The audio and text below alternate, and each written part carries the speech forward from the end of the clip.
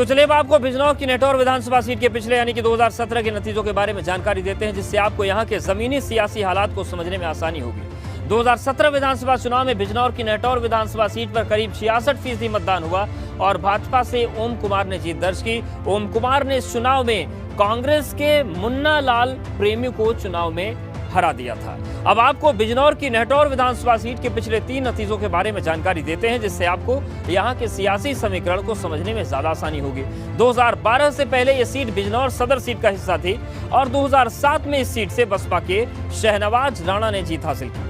वहीं 2012 में पहली बार अस्तित्व में आई नेटौर सीट से बसपा से ओम कुमार विधायक बने, जो 2017 से पहले भाजपा में शामिल हो गए और फिर इन्होंने चुनाव में जीत हासिल की। तो ये यहाँ का चुनावी इतिहास हम आपको बता रहे हैं। और अब चलिए नेटौर विधानसभा सीट के उन बड़े सियासी चेहरों से आपको रूबरू कराते हैं, जो कि 2022 के रण में अपनी मजबूत दावेदारी पेश कर रहे हैं और अपनी जीत का दम भर रहे हैं। और इस फहरिस्त में पहला नंबर आता है बिजनौर की नेटौर सीट से मौजूदा भाजपा विधायक ओम कुमार का, जो फिर से 22 में भाजपा से मजबूत दावेदारी पेश कर रहे हैं। दूसरे नंबर पर राष्ट्रीय लोकदल के मुंशी रामपाल हैं, जो मजबूत दावेदार हैं। तीसरे नंबर पर सपा के यशवीर सिंह धोबी हैं, जो कि सपा से सांसद रहे। वहीं चौथे नंबर पर बसपा से प्रिया सिंह हैं, जो कि मजबूत दावेदारी पेश कर रही हैं। अब बारी है आपको नेटौर विधानसभा सीट के इन तमाम बड़े सियासी चेहरों के बारे में सिलसिलेवार ढंग से जानकारी देने की, ताकि आपको भी इन सभी चेहरों की सियासी ताकत और रसूख का अंदाजा लग सके। और इसी कड़ी में पहला नंबर है मौजूदा विधायक ओम कुमार का।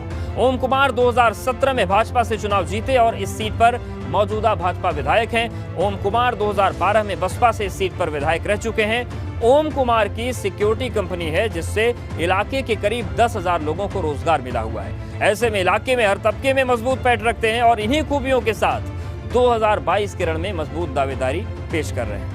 अब आपको बिजनौर की नेटौर विधानसभा सीट के दूसरे बड़े चेहरे के बारे में जानकारी देते हैं, जो कि इलाके में राष्ट्रीय लोकदल का चेहरा है और यह है मुंशी रामपाल। मुंशी रामपाल नगीना लोकसभा सीट पर राष्ट्रीय लोकदल से सांसद रहे हैं। रालोद के पूर्व अध्यक्ष चौधरी अजीत सिंह के बेहद करीबियों में मुंशी रामपाल की गिनती होती है। मुंशी रामपाल राष्ट्रीय लोकदल के पश्चिमी यूपी के प्रभारी भी रहे हैं और अपने इन्हीं राजनीतिक अनुभवों के साथ नेटौर सीट से रालोद के लिए टिकट के लिए दावेदारी पेश कर रहे हैं। अब बारी है आपको बिजनौर के नेटौर विधानसभा सीट के तीसरे बड़े सियासी चेहरे के बारे में जानकारी देने की, जो सपा का चेहरा है, और यह है यशवीर सिंह धोबी। यशवीर सिंह धोबी 2009 में नगीना लोकसभा सीट पर सपा से सांसद रहे। 2014 के बाद यशवीर सिंह धोबी सपा का दामन छोड़कर भाजपा में शामिल हो गए।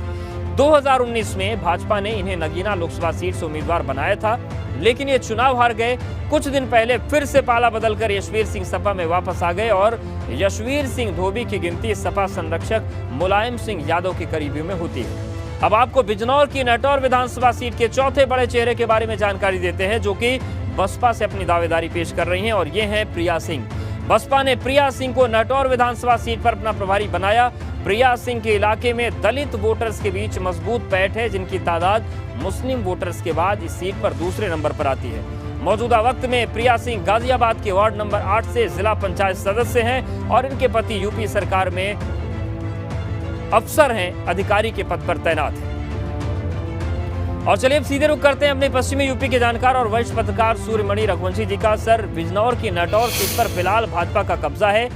22 में क्या समीकरण देख रहे हैं?